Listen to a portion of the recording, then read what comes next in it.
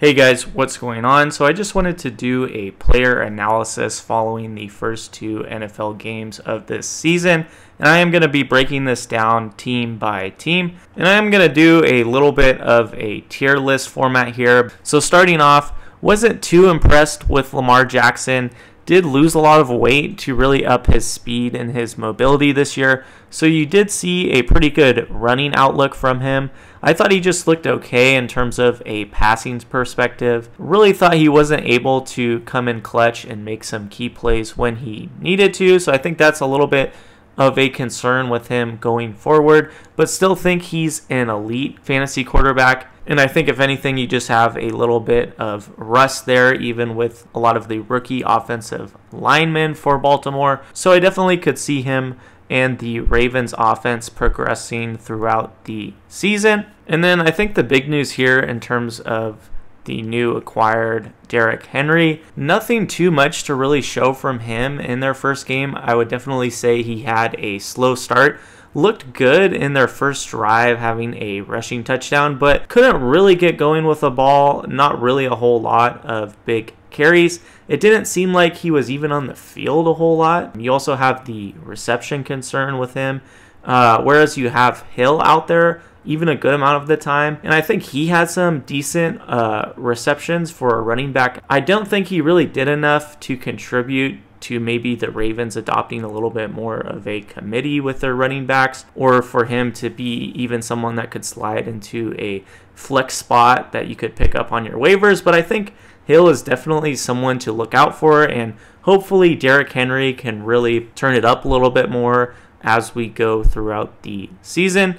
And then in terms of Zay Flowers, I don't really think you have a whole lot to show for here too. I think just not enough targets. I think that's definitely something that we knew going into this season for Flowers.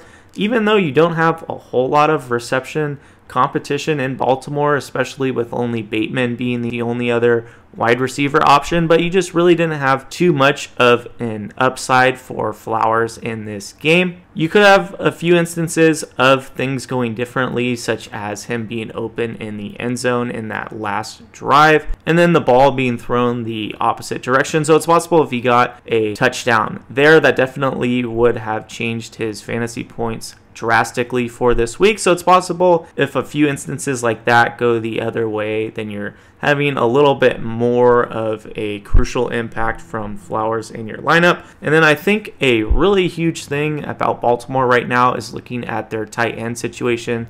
Obviously, you have Mark Andrews being one of the higher drafted tight ends, but really just didn't get going at all in this game. I think if anything, you're just really hoping that if you have Mark Andrews, he does turn it around and it doesn't look like the tide is shifting. Or even maybe a little bit more of a middle ground is that they do a little bit more of a two tight end duo. But I do really think that the talk of the town was Isaiah Likely. I think he likely earned the tight end spot, at least for now, for the Ravens based on this performance. And I don't think it's really just that much of a fluke, because when we are looking at what he did in the games following Andrews' injury last year in Week 11, you do have a really impressive performance from Likely, really good average, and I think that on top of what he did in this first game really gives him the potential to even be one of the better ranking tight ends going throughout this season. So I really think that's something to look out for. I think by all means, if you are looking for a tight end or just have some extra room on your bench, I would definitely grab Likely while you have the chance, and hopefully you have a pretty high waiver pick so you could get him. And then for Kansas City, Patrick Mahomes, I thought he looked good in the game.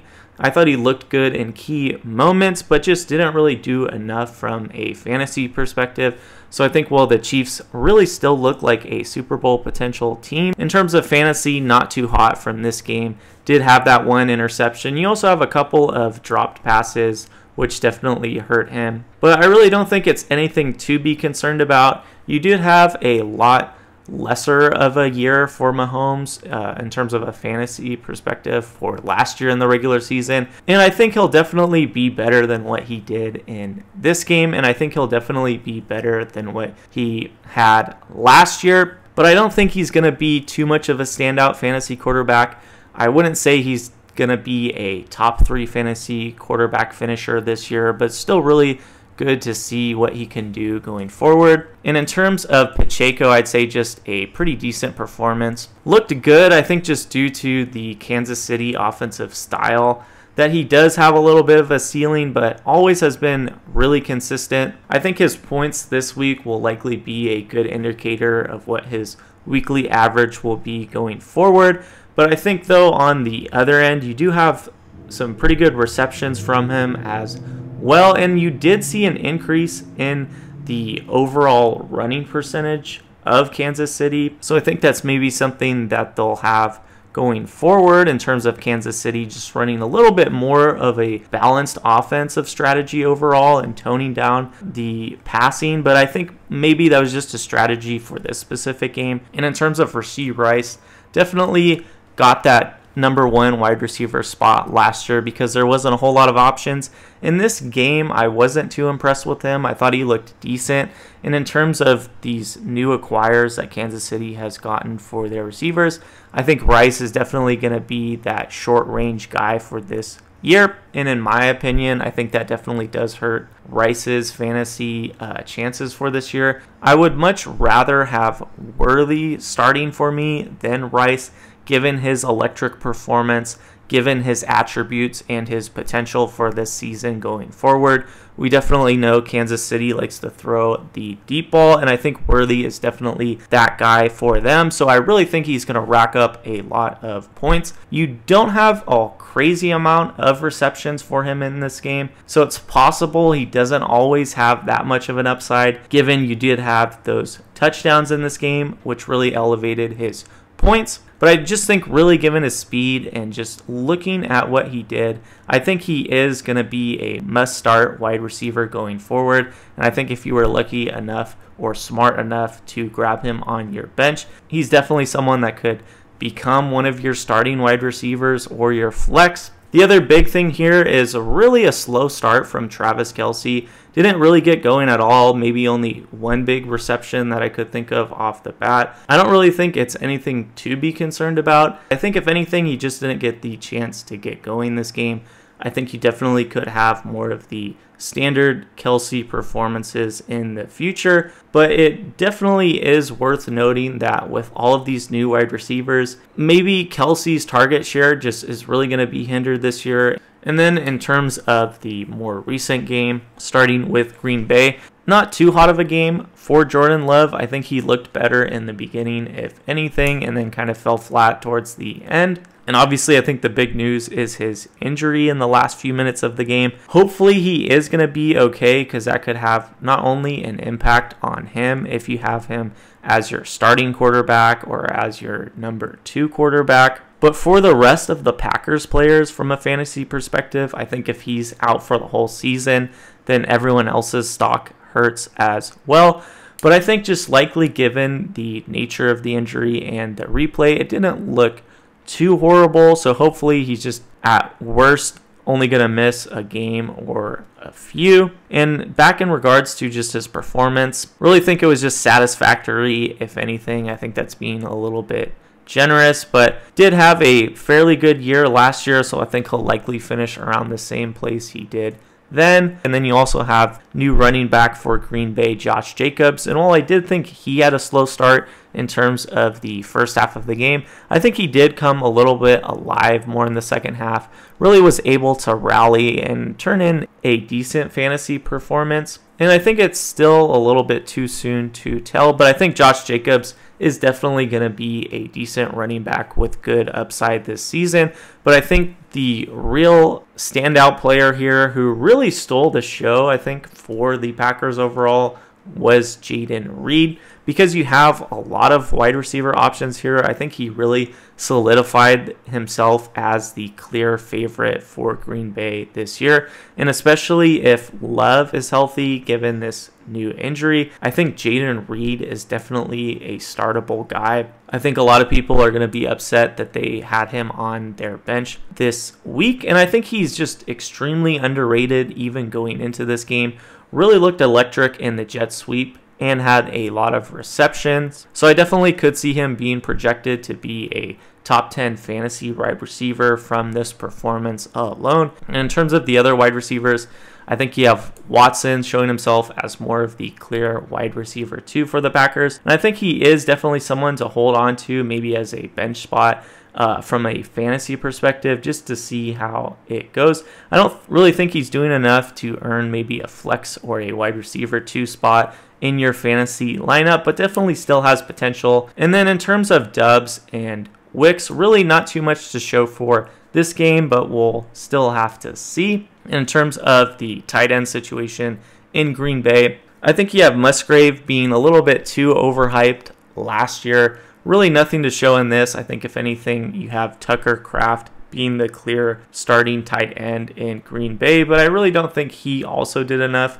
to earn a starting spot for your fantasy lineup. So I definitely don't think he's anyone to consider for your waivers, but just to keep in mind that he is going to be the head tight end for Green Bay going forward. And in terms of Philadelphia, you have a little bit better of a performance, I think, in terms of points, even though I'd say Hurts and Love were pretty even in this. But overall, wasn't too impressed with Hurts this game. I'd say even though he did finish pretty close to his average, especially in terms of last year, I think the concerning parts are his 2 interceptions.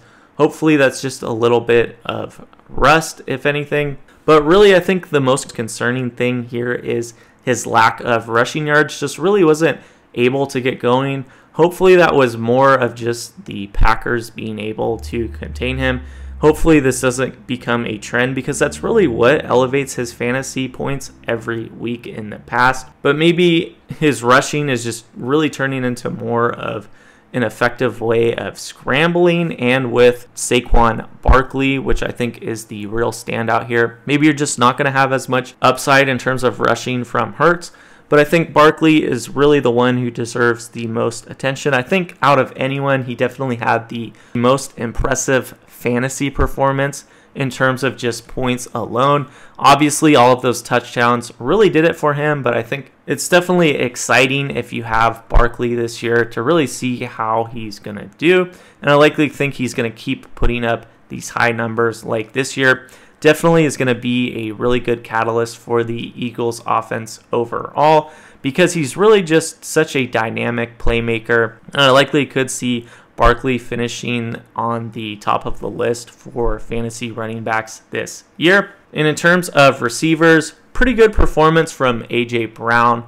Really just has a lot he can do with both his speed and size. You do have that really big play from him there. And I think if anything, you do have the split between him and Smith hurting his target share a little bit too much, but I think you are going to get a pretty good year from A.J. Brown. And in terms of Smith, not as hot of a performance this game, but I still think he looked all right. And I still think it's a little bit early, so maybe he'll have the higher fantasy scores some games than Brown. And in terms of Dotson as their third guy, really nothing to show for here. It's probably just going to continue to be a Brown and Smith show this year, but we'll see if he's able to contribute a little bit more in the future. And in terms of Goddard, wasn't too impressed. You don't really have a whole lot of action from him this game, and you really haven't seen too much of a fantasy potential from him in the past. So I really don't like him as a starting tight end going forward, and I likely think you definitely should look for an Isaiah Likely in terms of just getting a more electric tight end. So that's my 4-team evaluation in terms of their players for these first 2 games from a fantasy perspective. So feel free to let me know your thoughts so far. Really appreciate you guys watching, and I'll see you later.